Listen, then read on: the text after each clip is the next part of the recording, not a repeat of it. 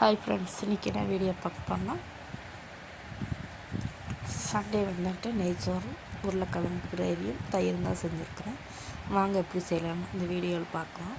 First ஒரு உருளை கேஸில் வச்சுருக்கேன். அதுக்கப்புறம் நெய் ஒரு டீஸ்பூன் விட்டு ஒரு டீஸ்பூன் ஆயில் விட்டுக்கலாம். இது ரெண்டு காஞ்ச உடனே ஸ்பைசஸ் எல்லாம் சேர்த்துக்கலாம். இப்போ ஸ்பைசஸ் எல்லாம் சேர்த்தியாச்சு. அதுக்கப்புறம் பெரிய வெங்காயம், மீடியம் வெங்காயம் ஒரு 2 எடுத்துருக்குறேன். அதையும் இதுக்குள்ளே சேர்த்துக்கலாம். இப்போ இதெல்லாம் சேர்த்து நல்லா வணக்கி விட்டுக்கலாம். அதுக்குள்ளே அரிசி ஊற வைக்கலாம்னு சொல்லி நான் அரிசி எடுத்துகிட்டு வந்திருக்கிறேன். அது ஊற வச்சாச்சு.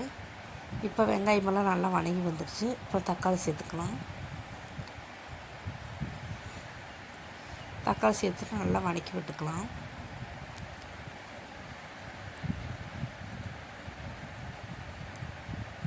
இப்போ வந்துட்டு ஒரு பச்சை மிளகாய் சேர்த்துக்கிறேன். அதையும் நல்லா இலக்கி விட்டுக்கலாம்.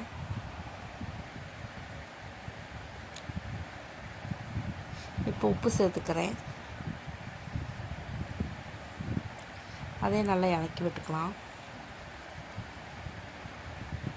இப்போ எல்லாமே நல்லா வணங்கி வந்துடுச்சு. இப்போ நம்ம எடுத்து வச்ச அரிசி சேர்த்துக்கலாம். அரிசியை சேர்த்து நல்லா வணக்கி விட்டுக்கலாம். அரிசியில் இருக்கிற தண்ணியெல்லாம் வற்றி வரணும். நல்லா கை வச்சு நல்லா இலக்கி விட்டுக்கலாம்.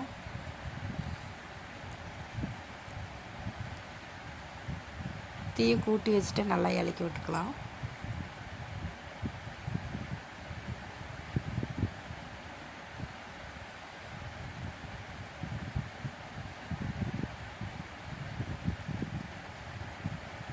நல்லா இலக்கி விட்டாச்சு. இப்போ நம்ம நல்லா கிளறி பார்த்தோம்னா அடியில் ஒரு சொட்டு தண்ணி இல்லை. இப்போ பிரியாணிக்கு தேவையான தண்ணி, நெய்ச்சோறுக்கு தேவையான தண்ணி ஊற்றி நல்லா இலக்கி விட்டுக்கலாம். இப்போ எல்லா சைடும் இருக்கிற அரிசியெல்லாம் உள்ளுக்குள்ளே போட்டு மூடி வச்சுக்கலாம். மூடி வச்சாச்சு. இப்போ தண்ணியெல்லாம் நல்லா வற்றி வந்துடுச்சு. இப்போ ஒரு கிளறி விட்டுக்கலாம். அரிசி உடையாத அளவுக்கு கிளறி விடணும்.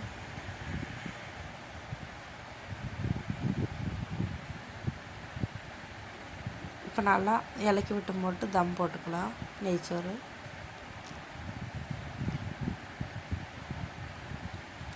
அதுக்கப்புறம் உருளைக்கிழங்கு கிரேவிக்கு வந்து போட்டு நான் அடுப்பில் சீனச்சட்டி வச்சுட்டு எண்ணெய் ஊற்றிட்டு கடுகும், பெரிய வெங்காயம், தக்காளி, இஞ்சி பூண்டு பேஸ்ட்டு, அதுக்கப்புறம் சிக்கன் மசாலா மட்டும்தான் போட்டிருக்கிறேன். இதெல்லாம் போட்டு பச்சை மணம் பானோட உருளைக்கிழங்கு சேர்த்துக்கலாம். இப்போ உருளைக்கிழங்கு சேர்த்து நல்லா வணக்கி விட்டுக்கலாம். இப்போ உருளைக்கிழங்கு தேவையான தண்ணி ஊற்றிக்கலாம். தண்ணி ஊற்றி வேக வச்சுக்கலாம்.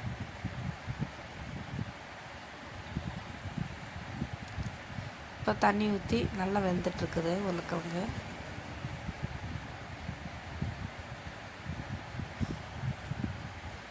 இப்போ நல்லா இலக்கி விட்டு போட்டு மூடி போட்டு நல்லா வெந்து வர்ற வரைக்கும் வெயிட் பண்ணிக்கலாம். இப்போ உருளைக்கிழங்கு கிரேவி, தயிர், அதுக்கப்புறம் நெய் சாப்பாட்டெல்லாம் ரெடி ஆயிடுச்சு. இப்போ நெய் சாப்பாட்டில் வந்து போட்டு நான் கொஞ்சம் கேரட்டும், புதினாவும், கொத்தமல்லியும் போட்டுக்கிறேன். என்கிட்ட முந்திரியும் திராட்சை இல்லை, அதனால நான் இன்றைக்கி போடலை.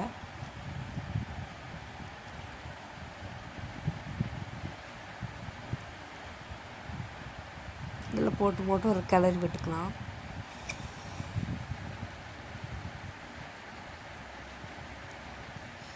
நெய்ச்சோறு ஒரு சோறு ஒட்டாமல் நல்லா உதிரியாக வந்திருக்குது.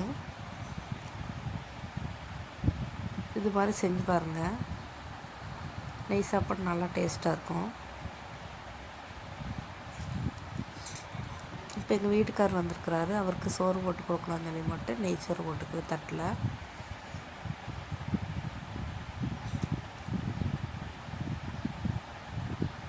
இப்போ போட்டாச்சு. இப்போ உருளைக்கிழங்கு கிரேவி வச்சுக்கலாம். உருளைக்கிழங்கு கிரேவி வச்சாச்சு. அதுக்கப்புறம் தயிர் ஊற்றிக்கலாம். தயிர் ஊற்றியாச்சு. இதுதான் எங்கள் வீட்டில் வந்து சண்டே ஸ்பெஷல். இந்த வீடியோ பிடிச்சிருந்தால் லைக் பண்ணுங்கள், ஷேர் பண்ணுங்கள், சப்ஸ்கிரைப் பண்ணுங்கள்.